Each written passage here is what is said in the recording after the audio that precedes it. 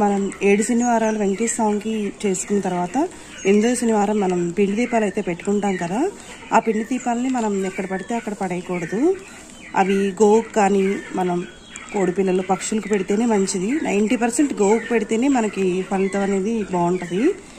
లేదు మనకి సిటీలో ఉన్నాము అనుకుంటే కనుక వీటిని ఒక బకెట్లో వేసుకొని వాటర్లో కలిపేసుకొని మన తులసి కోటలోనో మొక్కల్లోనో పోసేసుకుంటే చాలా మంచిది ఫ్రెండ్స్. Thank you. నేనైతే షెడ్కి ఇప్పుడు ఆవుకి పెట్టడానికి షెడ్కి అయితే వచ్చేసాను. వెంకటరమణ గోవింద గోవింద.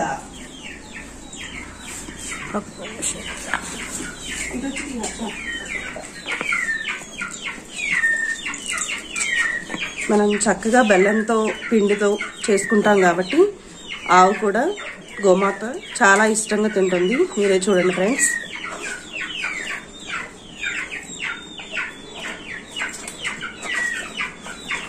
మనం చేసుకున్న వడపప్పు చలివిడి ఇలాంటివి మిగిలిపోయినా కూడా మనం పడేయకూడదు, గోవుకు పెట్టాలి, చాలా మంచిది.